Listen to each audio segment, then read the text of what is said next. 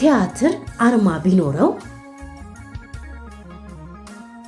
ባቢሎን በሳሎን ነበር የሚባለው። መሪው ደግሞ ውድነህ ክፍሌ ነው። ውድነህ ክፍሌ ማን ነው? ተወዳጅ አንጋፋ የጥበብ ሰው ነው። ውድነህ ክፍሌ የጋን መብራት አይደለም። ትላንትናን ለዛሬ ዛሬን ደግሞ ለነገ ለማድረስ እንቅልፍ የማይተኛ የትውልድ ኃላፊነት የሚሰማው እንቁ የጥበብ ሰው ነው። አንጋፋው ተወዳጁ ደራሲ ውድነህ ክፍሌ። ተውኔት ብለን ተዋናይ ካልን ድርሰት ብለን ውድነህ የምንል ብዙዎቻችን ነን። ውድነህ ክፍሌ የባለብዙ ተሰጥኦ ባለቤት ነው። በርካታ ተወዳጅ ተውኔቶች ለመድረክ አብቅቷል። እናንተም ቲያትር አይታችሁ እደግመዋለሁ ብላችሁ ከወጣችሁ ደራሲው ውድነህ ክፍሌ ነው ማለት ነው። ውድነህ ክፍሌ በቴሌቪዥንና በሬዲዮ ተከታታይ ድራማ በድንቅ ችሎታው አሻራውን ያኖረ እውቅ ባለሙያ ነው። ነገም ዛሬም የሚጠበቅ የሚናፈቅ ውድነህ ክፍሌ የጥበብ ሊቅ። ውድነህ ክፍሌ በመጨረሻም የድርሰቱ ዓለም አሸንፎት ማርኮት ተማርኮ በዚሁ ዘርፍ ቀጠለ እንጂ በዚህ በኩል ጋዜጠኝነቱ፣ በዚያ በኩል ሀብት ማማ ላይ ሊያወጣው የሚጎትተው የሚስበው የቴክኒክ ሙያ ዕውቀቱ እረ ስንቱ በየአቅጣጫው የሚናፍቁት የሚጠሩት በርካታ መንታ መንገዶች ነበሩ።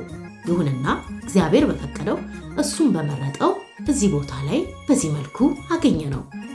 ለየት ያሉ ሁነቶችን የመፍጠር አቅም ያለው ሐሳብ የማያልቅበት በእያንዳንዱ ልብ ውስጥ ስራዎቹን እስከ ቃናቸው ያስቀመጠ ለህፃናት፣ ለወጣቶች፣ ለአዋቂዎች ቅርብ የሆነ አንጋፋ ሰው ውድነህ ክፍሌ ነው።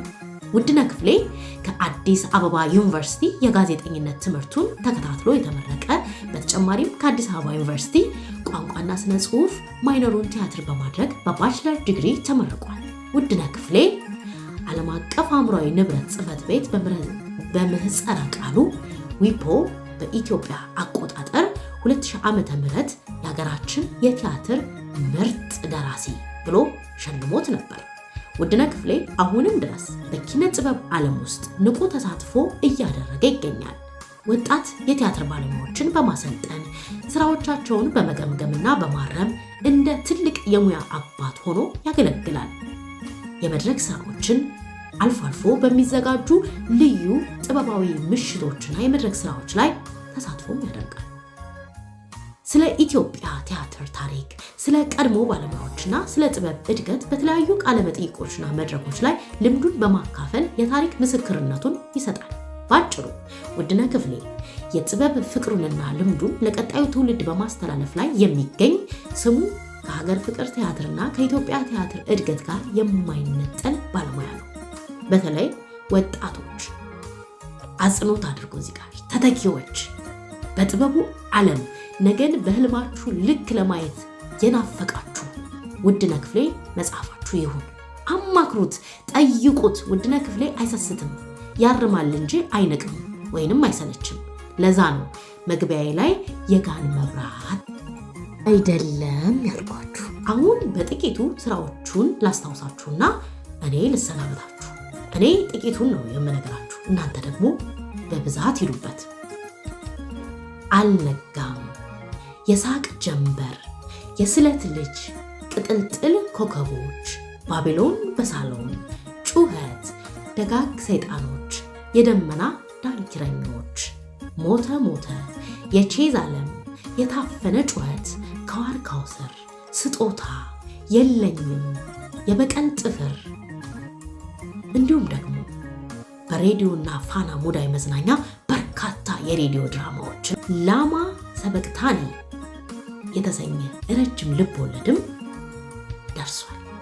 እንዲሁም ደግሞ በኢቢኤስ ቴሌቪዥን ይታይ የነበረው ሞጋቾች ተወዳጅ የቴሌቪዥን ተከታታይ ድራማ፣ በዋልታ ቴሌቪዥን ግማሽ ጨረቃ የተሰኘ ተከታታይ የቴሌቪዥን ድራማ።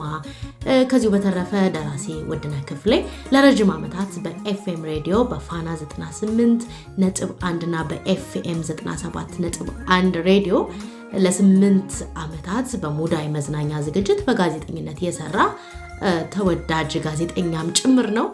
እንግዲህ ይህ ባለ ብዙ ተሰጥኦ የጥበብ ሰው አንጋፋው ውድነህ ክፍሌ ለዛሬ በዚህ መልኩ ጠቆም አድርጌያችኋለሁ። በነገራችን ላይ ተወዳጁ የጥበብ ሰው ውድነህ ክፍሌ የ3 ልጆች አባትና የተከበረ ባለትዳርም ነው። ይህ ሙያ መረጋጋት፣ ሰላም፣ ምቹ ሁኔታን ይፈልጋልና ከጀርባው ሆነሽ ይህንን ምቹ ሁኔታ፣ ምቹ ሰላም ፈጥረሽ ለኛ እንዲህ ያለ የጥበብ ሰው እንዲቆይልን በክብር እንዲደርስልን ስላደረግሽ ባለቤቱም ቤተሰቦቹም ልጆቹም በዙሪያው ያላችሁ ሁሉ ምስጋና ይድረሳችሁ። እንወዳችኋለን። መልካም ጊዜ። መልእክተ ዮሐንስ ነበርኩኝ።